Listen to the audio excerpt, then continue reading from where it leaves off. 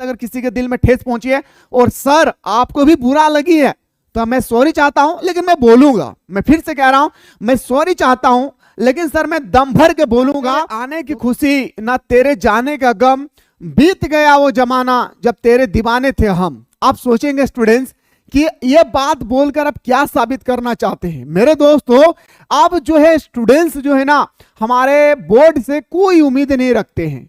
हाँ भाई, पहले जमाने में लोग थे कि जैक बोर्ड मॉडल जारी करेंगे, रूटीन जारी करेंगे और उसमें कोई भी बदलाव नहीं होगा। लेकिन अब मेरे दोस्तों स्टूडेंट्स पूरी उम्मीद को तोड़ रखी है। कहीं हमारे यहाँ पे प्री बोर्ड का एग्जाम चल रहे हैं, स्टूडेंट्स का एक और टेंशन, अभी प्री बोर्ड का एग्जाम खत्म भी नहीं हुआ है। प्री टेस्ट 1 का, आपने प्री टेस्ट 2 का भी सिलेबस जारी कर दिए हैं। ये हमारा टेंशन है स्टूडेंट्स के पास। ऊपर से आप क्या कर रहे हैं, रूटीन में बदलाव कर दिए हैं। ऊपर से अभी तक मॉडल पेपर जारी नहीं किए। आप स्टूडेंट्स को क्या समझ के रखिए, ठेपा छाप क्या समझ के रखिए सर। मुझे उम्मीद है कि आप भी सुन रहे हैं हमारे बात को, क्योंकि आपने बहुत ज्यादा स्टूडेंट्स के साथ खिलवाड़ कर रहे हैं आप लोग और कमेंट भी करते हैं कि ये सब बात क्यों बोलते हैं।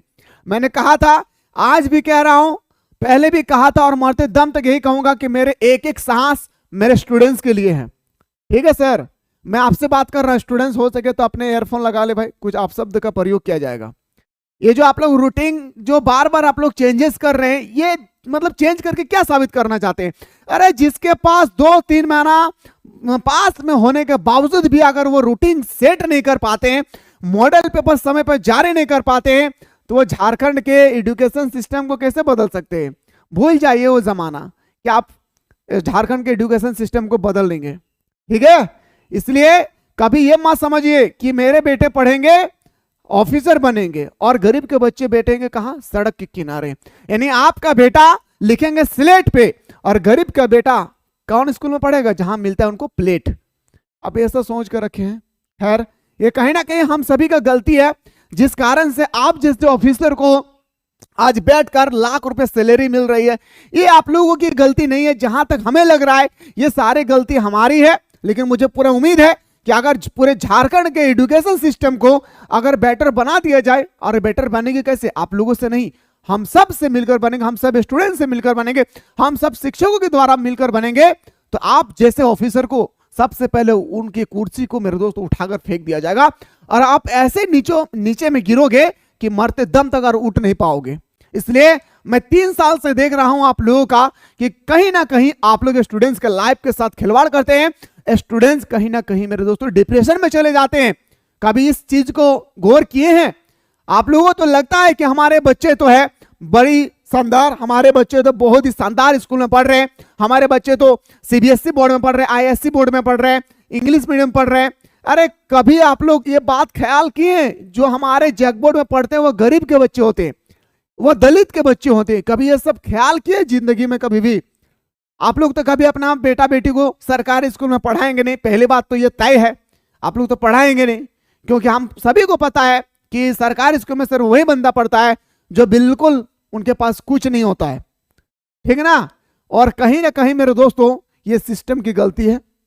खैर स्टूडेंट्स, आई एम सॉरी कि मैं आप लोगों का टाइम वेस्ट किया हूं, लेकिन रियलिटी है, मैं मरते दम तक बोलूंगा, बोलते आ रहा हूं, बोलूंगा। कोई बोले, कोई आवाज उठाए या ना उठाए, मिसाइल क्लासेस के ये छोटा सा बंदा आप स्टूडेंट्स के लिए, स्टूडेंट्स के हित के लिए हमेशा आवाज उठाएगी, चाहे मुझे कुछ भी करना पड़े।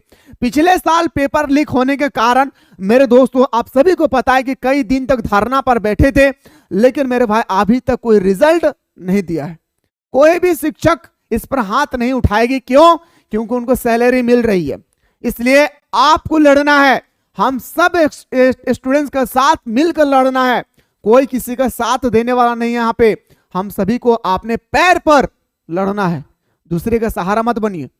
इसलिए मैं बार बार कहता हूं कि शिक्षकों का सहारा ना ले, जो सरकारी शिक्षक होते हैं, क्योंकि आप उनका सहारा लेंगे, आप उनका सहारा ना लेंगे, कोई परवाह नहीं है उनका सैलरी खचाखच याद रखिएगा, 90,000 1 लाख रुपया सैलरी आ जाएगी।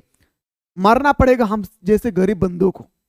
इसलिए मैं बार बार कह रहा हूं कि अपने पढ़ाई पर ध्यान दो, अच्छा ऑफिसर बनो, ताकि ये सब जो भ्रष्टाचार हो रही है ना हमारे राज्य के अंदर, ये सब भ्रष्टाचार आप लोग जूझ रहे हैं, ऐसे भ्रष्टाचार प्लीज आने ना दे।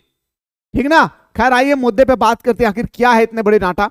आप सभी को पता है कि कुछ दिन पहले हमारा एग्जाम रूटीन जारी हुई थी, हुआ था या नहीं, पूरा सिस्टम जारी कर दिया था। अब कहता है कि एग्जाम रूटीन में हो गया बदलाव। देखिए मेरे भाई, ये है हमारी सरकार की कमियां और खामियां, क्या मैं बोलूंगा। खैर चलिए हटाइए, वो बोलने का तो बहुत कुछ है लेकिन बोल नहीं पा रहा हूं। परीक्षा में 50 नंबर ऑब्जेक्टिव का 50 नंबर सब्जेक्टिव, 30 नंबर ऑब्जेक्टिव और 20 नंबर इंटरनल असेसमेंट का होगा। अब यहाँ पे इंटरनल असेसमेंट लिखे हैं, अरे लिखे जब है तो ये स्कूल के शिक्षकों के हाथ में है, तो कम से कम एग्जाम लेना चाहिए और रिली पूछना चाहिए। टीचर्स क्या कहते हैं, अपने हाथों पे अपने नंबर बैठाते हैं।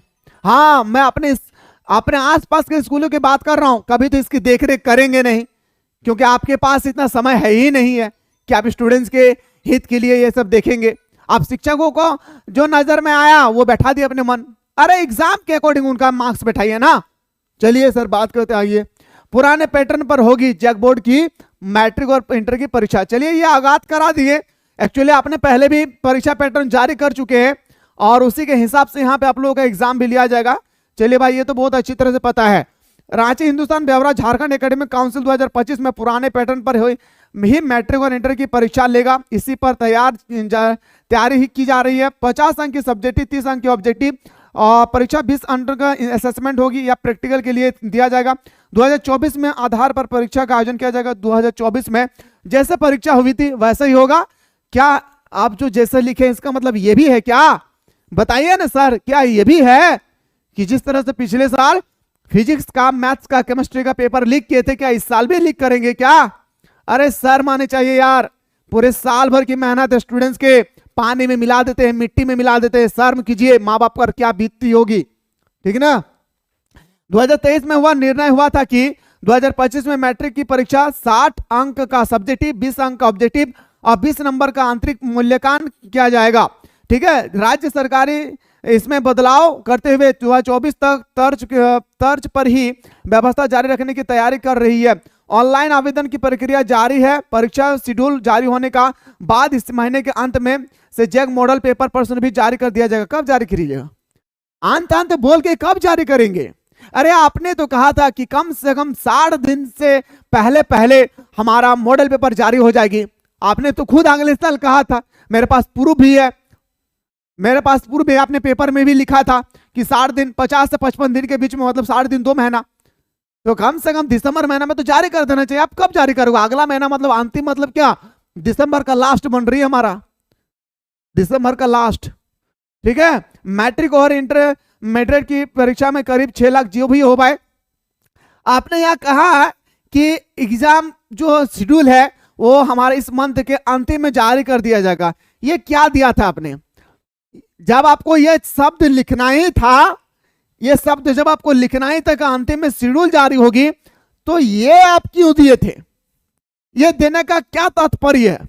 आप कुछ बंदा कहेंगे सर ये तो सीबीएसई बोर्ड का है, गौर फरमाओ पहले, ठीक ना। सीबीएसई बोर्ड लिखने वालों पहले ये इसको लिखना, इसको ध्यान से पढ़ना पहले कि झारखंड बोर्ड मैट्रिक और इंटरमीडिएट परीक्षा 2025 में होगी। झारखंड एकेडमिक काउंसिल, ये जैक बोर्ड का है, जैक बोर्ड का, गौर फरमाइएगा। और नहीं दिख रहा है ना, क्योंकि बहुत सारा बंदा जो है ना गंदा कमेंट किया सर ये सीबीएसई बोर्ड का है, एक बार गौर कीजिएगा ये कौन बोर्ड का है, ठीक ना। मैं ऐसा ही नहीं बोलता मेरे दोस्तों, हाँ मेरे बात कड़वा है ये भी मुझे पता है। सुनिए आखिर क्या लिखा है भाई, आप भी देखिए मेरे भाई, बात करते हैं यहाँ पे। देखिए आप लोगों का जो एग्जाम शेड्यूल है वो आप लोगों का लास्ट में जारी कर दिया जाएगा, दिसंबर का लास्ट। अब पता नहीं दिसंबर का लास्ट कब होगी, हमें भी पता नहीं है भाई, ये जैक बोर्ड को ही पता है। आगे लिखा है सर यहाँ पे कि 11 या 13 फरवरी से हो सकती है परीक्षा। अब अभी संभावना में है, अभी हमारा जैक बोर्ड सोया हुआ है, अभी हमारा जैक बोर्ड पूरी तरह से संभावना में फंसा हुआ है कि आखिर होगा कब, फंसा हुआ है भाई।